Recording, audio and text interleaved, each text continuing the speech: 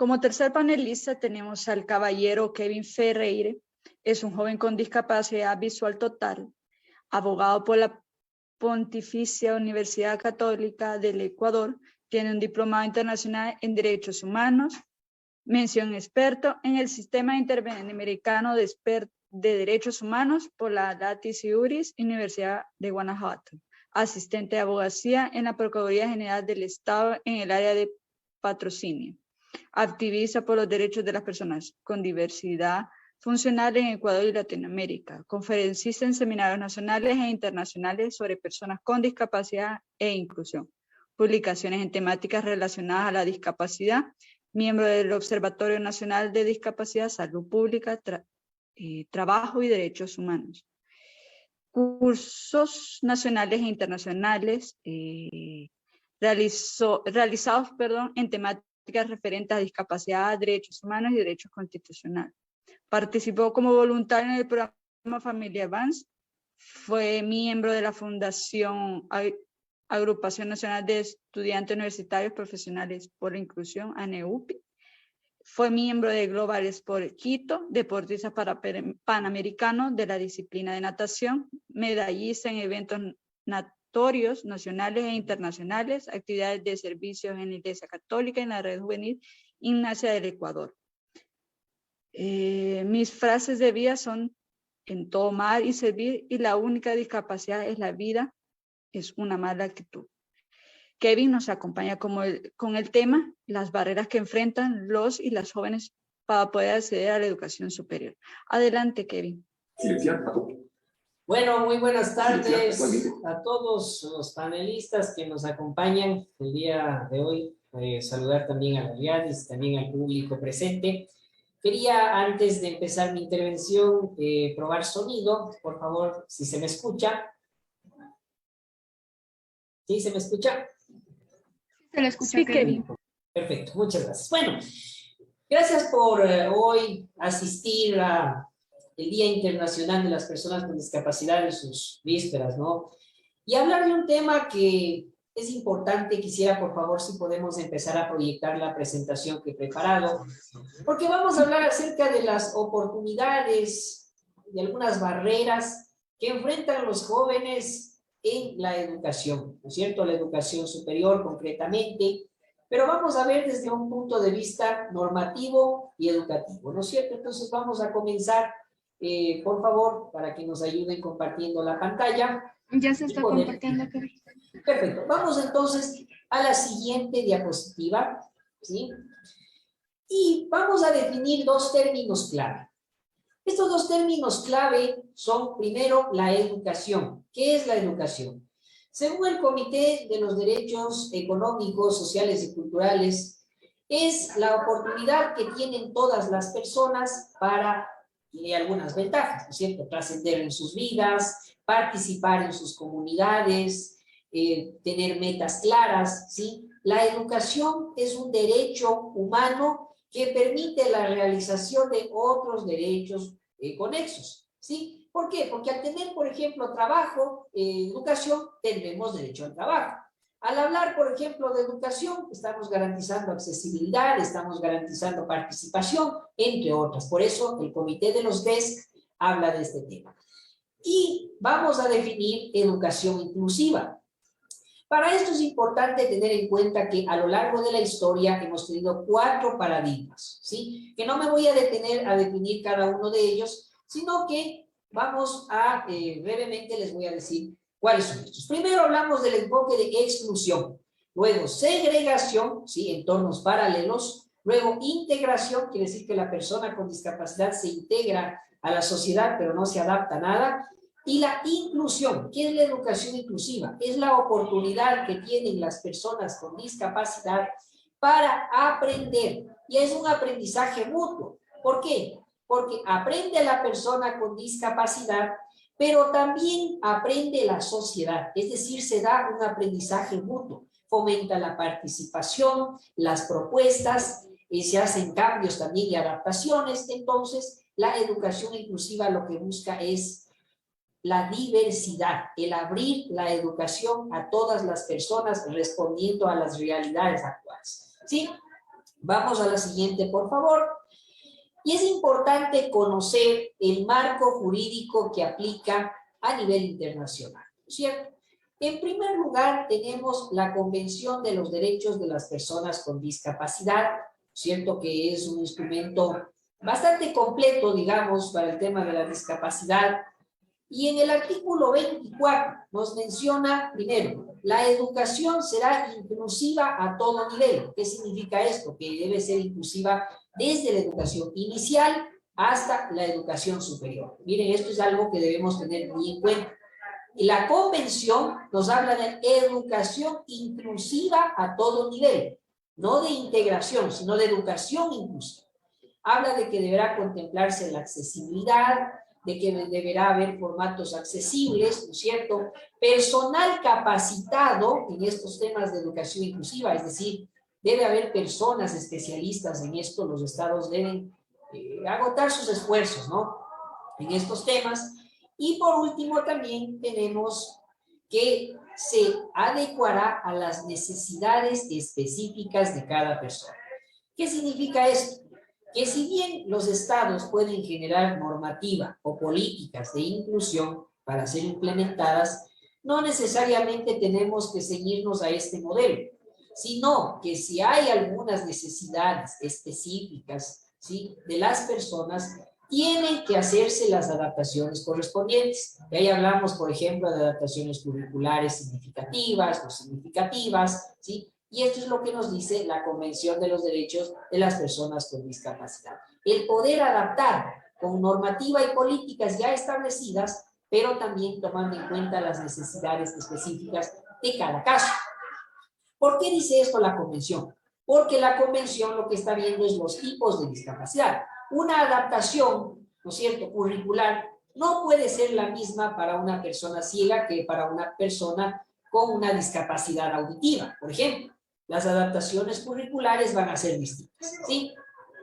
Y esto se desarrolla con mayor profundidad en la observación general número 4 del Comité de los Derechos de las Personas con Discapacidad. Recordemos que la Convención tiene su protocolo facultativo y el protocolo facultativo habilita al Comité de los Derechos de las Personas con Discapacidad, que entre otras cosas lo que hace es desarrollar los derechos contemplados en la Convención. Entonces, por ejemplo, la observación número 2 es sobre accesibilidad, la 3 es sobre mujeres, la 6 es sobre participación, es decir, cada uno de los derechos que tiene mayor importancia, y en estas observaciones se nos da a conocer más criterios, ¿cierto? Entonces, ¿qué hablamos, por ejemplo, en educación? Nos dice que el Comité de los Derechos de las Personas con Discapacidad mira con preocupación que existe un alto nivel de exclusión, es decir, no existe la educación inclusiva por algunos factores, algunos de ellos, por ejemplo, el desconocimiento de las ventajas de la educación inclusiva.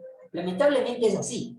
En muchas ocasiones, y lo he mencionado a lo largo de este día en los diferentes espacios, la discriminación por motivos de discapacidad no se da de forma deliberada en muchos casos. Se da por el desconocimiento, y esto lo recoge esta observación, ¿cierto? Nos garantiza algunas ventajas, ¿cierto? La educación inclusiva fomenta la participación, el intercambio de ideas, fomenta niveles de vida adecuados para las personas con discapacidad, fomenta oportunidades en el trabajo, en la participación. También nos dice que si se deniega algún ajuste razonable, se caerá en discriminación por motivos de discapacidad. Entonces, miren todas las ventajas que tiene la educación inclusiva para las personas con discapacidad. El estar en un entorno paralelo. Alguien me dice, es que el entorno paralelo puede ayudar. Eso es un enfoque segregador. Y el enfoque de segregación, en el cual las personas sin discapacidad están en un mundo y las personas con discapacidad están en otro mundo, no podemos concebirlo. Porque lamentablemente allí estamos generando una segregación. Y el mundo es de todos. Y todos tenemos que aprender. Miren las ventajas que logra la educación inclusiva, ¿sí? Vamos a la siguiente, por favor. En este sentido, ahora tenemos normativa, ¿cierto? Pero ahora cabría preguntarse, bueno, ¿y será que la normativa referente a discapacidades se cumple, se implementa? ¿Hasta qué punto se implementa? ¿Por qué no se implementa? ¿Qué es lo que pasa en la práctica? Y en la práctica, los resultados para jóvenes, sobre todo que es el tema que hoy nos atañe, sí resulta preocupante. Y resulta preocupante en el sentido que, primero, en Latinoamérica, ¿cuál es la situación allí? En todos nuestros países, ¿no? Son criterios compartidos. Solo el 1% de jóvenes accede a la educación superior. El 1%. Y este número, este resultado que nos hace este investigador, sí nos debería hacer un poco de ruido, porque el que solamente el 1% ingrese a la universidad, sí es, realmente cabe de reflexión qué es lo que pasa.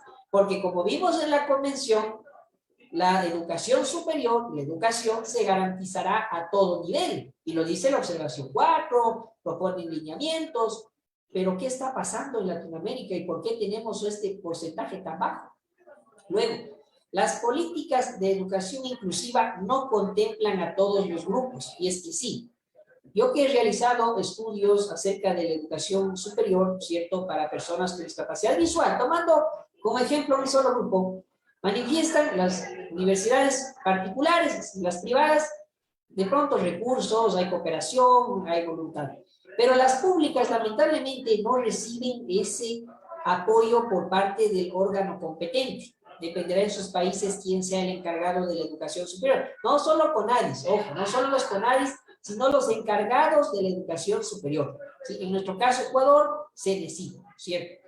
Pero no hay ese apoyo. Y entonces, por eso tenemos estos niveles tan bajos. Y claro, lo que buscan es que, lo que decía antes, yo no puedo hacer adaptaciones para una persona ciega con una persona sorda, ¿no es cierto? Porque las adaptaciones son diferentes, porque el nivel de aprendizaje es diferente. No estoy diciendo el conocimiento es el mismo, lo que se busca es que todos aprendan lo mismo, pero lo que sí se tiene que ver es qué adaptaciones necesita cada tipo de discapacidad. Y entonces allí quedamos en que las personas con discapacidad, los jóvenes, abandonan y el sistema superior no tenemos muchos casos debido a la falta de políticas de implementación y de programas, ¿cierto? ¿Qué más tenemos? Otro de los conflictos que también que nos dan aquí es esa falta de participación, ¿sí? Y es otro de los temas que tenemos, falta de participación de los jóvenes con discapacidad. Ya vamos a ver en la propuesta, ¿no es cierto?, que les planteo más adelante, pero eso es otro de las situaciones que lamentablemente por eso no se dan. Y otra de las situaciones es que las políticas o programas de educación inclusiva únicamente se enfocan en la educación inicial. Si nosotros revisamos los programas, los informes, muchos de los estados se ocupan de la educación inicial, pero en la educación superior hay mucho que hacer. Y ese tema sí se lo deja un poco de lado, solo se habla de becas, pero se lo deja de lado sabiendo que la educación superior da, igual que la educación inicial es importante, y da ese salto al campo laboral. Vamos a la siguiente, por favor. En este sentido, ¿cuáles son algunas de las propuestas? Y es algo que yo quiero plantearles. Las personas con discapacidad debemos comenzar a empoderarnos de los espacios. Ya lo dijo Fernanda en la intervención anterior, la participación de las personas con discapacidad es importantísima, porque nos va a ayudar, porque va a fomentar, pero una participación propositiva, no confrontativa, porque hemos visto en nuestros países, bueno, pasó en Ecuador, que hace un par de meses se organizaron unas huelgas de hambre, unas marchas, unas protestas, que en realidad, yo digo, ¿qué ganamos más? ¿Haciendo una huelga o proponiendo una iniciativa? Proponiendo un proyecto de ley, una política, una tesis. Eso va a tener más repercusión como colectivo, porque quiere decir que nosotros no solamente estamos gritando en la calle por gritar, sino que estamos proponiendo y diciendo, miren, no hay, por ejemplo, accesibilidad al medio tecnológico. Pues bueno, hagamos cooperación, hagamos convenios, aliémonos con organizaciones internacionales. Eso va a dar más impacto que las protestas que se pueden hacer. Y otra cosa, en nuestras constituciones, creo yo que a nivel de casi toda Latinoamérica, lo vemos al Estado como papá. El papá Estado, porque incluso como lo dice la Constitución, el Estado me tiene que dar, el Estado dará, el Estado, el Estado. Yo creo que es importante que como jóvenes no solo estemos dependiendo del Estado. El Estado me tiene que dar ciertas directrices, pero yo como joven, y ahora que estamos hablando de las barreras, algunas barreras también que impiden es la participación. Yo recuerdo que estuve en una universidad y decía, miren, nosotros queremos ayudar a los jóvenes con discapacidad, a darles todas las facilidades. El problema es que ellos no se acercan y no nos proponen y no sabemos cómo actuar. Y entonces allí también sí hay que decir, hay un llamado de atención a las personas con discapacidad. ¿Por qué no nos empoderamos? ¿Por qué esperamos así que simplemente nos den? Es hora de que así como tenemos derechos, también tenemos obligaciones que cumplir. Y entonces allí, con una participación, con una propuesta, ¿sí? Importante, por ejemplo, si hay algún joven en la educación superior, ¿por qué no hacer, por ejemplo, una tesis sobre un tema que me pareció tan interesante que hablaba Fernanda en la intervención? La salud mental de las personas con discapacidad. Miren, ahí ya tenemos un tema de investigación para tesis de grado, de posgrado, podemos sacar datos, hacer una propuesta, y eso no solo que quede en los archivos de la universidad, sino que se puede incluso publicar. Miren esto, es un ejemplo que se me ocurre de cómo un tema puede ayudarnos a generar inclusión. Y entonces eso se va a repercutir por diferentes universidades, instituciones, y vamos a generar propuestas. Recuerdo que un académico de una universidad ecuatoriana nos decía, lo más importante que tiene que hacer la universidad es ayudar en el conocimiento científico, en la investigación académica. Y la investigación académica abre puertas. Pues ya que estamos en una universidad, siendo de este privilegiado 1%, pues realicemos proyectos que vayan en favor de las personas con discapacidad. Digo yo, tenemos un 1.8%. Entonces, en ese sentido, yo sí quisiera poder poner en conocimiento esto de que es importante hacer estos procesos de inclusión, ¿sí? Estos procesos mediante la investigación académica, ¿sí? Al estar inmersos en la educación superior, ¿sí? Y dejar un legado como una propuesta, ¿sí? Entonces, allí vamos a fortalecer la investigación, vamos a fortalecer que este 1% suba. Porque yo creo que este índice, claro, por ejemplo, en Chile se habla que hay manuales, en México hay manuales de inclusión, pero en Latinoamérica tener un 1% de inclusión en educación superior sí nos debe hacer mucho ruido, y como personas con discapacidad que estamos en la educación, que estamos inmersos en estos procesos, sí debemos buscar la forma de cooperar. Otra de las cosas, vamos a la siguiente, por favor. Algunas formas para cooperar, ¿no es cierto? Tenemos que, la normativa existe, su implementación es lo que está fallando. Yo diría, la Convención de los Derechos de las Personas con Discapacidad, su observación número 4, es buena, sí, es bastante buena, yo no la cambiaría, pero estamos fallando en los procesos de implementación. Estamos fallando en qué es lo que tengo que hacer para implementar la normativa, cuáles son los ejes en los que tengo que trabajar. Entonces, por ejemplo, se me ocurre, hablemos del eje de participación, el eje de accesibilidad, de adaptación curricular, y habría que hacer programas para estos ejes, pero no podemos hacerlo solos. Y este foro, que quiero agradecer a Riadis, sería una oportunidad para entre todos cooperar y decir, bueno, en Argentina hacemos esto de acá, ¿qué te parece si, no les digo que adaptemos un manual al Ecuador, por ejemplo, de México, porque no va a ser lo mismo por la realidad, pero podemos tomar algunos puntos para traerlo a nuestra realidad y poder cooperar. La cooperación interinstitucional es importantísima, y en el objetivo 17 de desarrollo sostenible, uno de los objetivos es la cooperación internacional. Tenemos que cooperar en una sociedad global, ya no estamos en ese mundo de antiguo donde nos quedábamos encerrados solamente en el tema nacional. Yo no salgo de mis fronteras, no. Ahora con la virtualidad sé que estamos reunidos en diferentes países gracias a la tecnología. Entonces es importante fortalecer también los procesos de cooperación, y como personas con discapacidad que nos pongamos al hombro del movimiento y empecemos a proponer, empecemos a luchar y empecemos a generar ideas. ¿Sí? Y recuerden, vamos a la siguiente.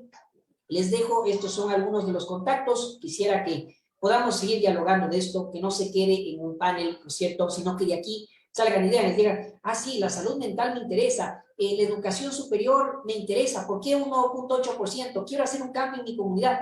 Pues háganlo. Y si podemos cooperar entre todos, pues empecemos, que de estos conversatorios, la idea es sacar ideas y poder llegar a que el 3 de diciembre, sí, es un día que lo conmemoramos, que decimos las personas con discapacidad hemos reivindicado derechos, sí, pero qué mejor que aparte de eso, busquemos qué más puedo hacer, qué puedo hacer para que mis futuras generaciones que vengan con una discapacidad, es algo bueno, pues puedan tener un entorno accesible, un entorno diferente que tenga una actitud pues propositiva, una actitud constructiva. Y recordando la frase que decía la moderadora al inicio, la única discapacidad en la vida es una mala actitud. Un saludo para todos, muchas gracias. Muy positivos. Muy positivos. Muchas gracias por tan importante y tan enriquecedora puntos o temas que tocó, caballero Kevin. Muy importante que como jóvenes tomemos cartas en el asunto y, como decía usted, no solamente solicitar, sino que aportar a todos estos movimientos y a alzar nuestras voces.